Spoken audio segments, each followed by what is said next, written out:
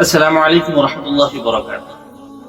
ناظرین، امید ہے کہ آپ لوگ بخیر ہوں گے۔ اللہ آپ کو یہی خیر و عافیت سے رکھے۔ کئی لوگ اس بارے میں پریشان ہوتے ہیں کہ ہم اپنا مال کس پر خرچ کریں، ہم صدقہ دے تو کسے دیں۔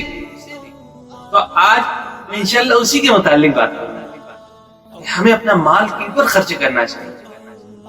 حضرت عبدالغفور مدنی رحمت اللہ علیہ بہت بڑے اللہ والے گزرے۔ ایک مرتبہ بیت اللہ شریف کے سامنے بیٹھے ہوئے تھے، کچھ احباب آئے اور حضرت سے عرض کرنے لگے، حضرت یہاں پر مکہ اور مدینے میں کئی سارے لوگ مانگنے والے ہیں اور ہمیں پتا نہیں کہ کون مستحق ہے اور کون مستحق نہیں، ہم کیسے تمیز کریں کہ کس کو دیا جائے مال اور کس کو نہ دیا جائے۔ تو مولانا عبدالغفور صاحب رحمۃ اللہ علیہ نے بڑی ٹھنڈی سانس بھری اور ان لوگوں کو جو احباب آئے ہیں ان لوگوں سے انہوں نے کہا، اللہ رب العزت نے کہ آپ کو اس کی نعمتیں عطا کی ہے یا نہیں؟ تو لوگوں نے کہا کہ بالکل اللہ نے بہت نعمتیں ہمیں عطا کی، اگر اللہ ہمیں نعمتیں عطا نہ کرتے تو آج ہم یہاں پر نہیں ہوتے۔ تو حضرت نے فرمایا کہ آپ ان نعمتوں کے مستحق تھے؟ انہوں نے کہا بالکل نہیں، ہم تو اس نعمت کے مستحق نہیں تھے، پھر بھی اللہ نے عطا کیا۔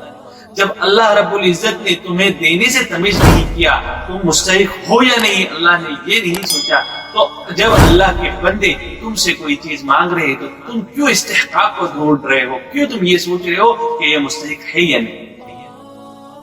آپ لوگوں نے اس بات کا شکر منانا چاہیے، اس بات کا اللہ کا شکر ادا کرنا چاہیے کہ اللہ تبارک و تعالیٰ نے آپ کو دینے والا بنائے نہ کہ لینے والا۔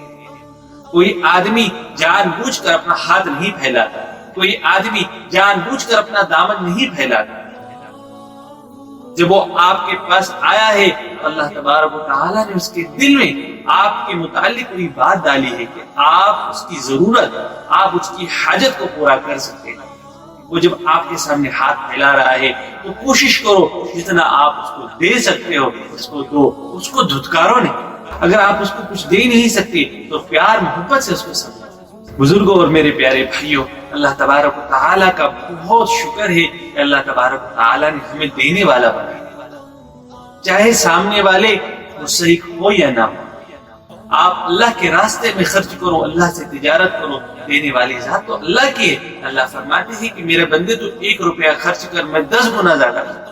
اسی لیے اگر کوئی آپ کے سامنے ہاتھ پھیلائے، اگر آپ دے سکتے ہو تو آپ اس کو جو بھی آپ دینا چاہے آپ دو، اگر نہیں دے سکتے تو اسے پیار محبت سے سمجھا کر اس کو روانہ کرو۔ اگر آپ کی کسی موضوع کے متعلق کوئی رائے ہے تو ہمیں کمنٹ باکس میں آگاہ کرے۔ اللہ تبارک و تعالی ہمارے کہنے کو اور آپ کے سننے کو قبول فرمائے۔ وآخر دعوانا الحمد للہ رب العالمین۔ السلام علیکم ورحمۃ اللہ وبرکاتہ۔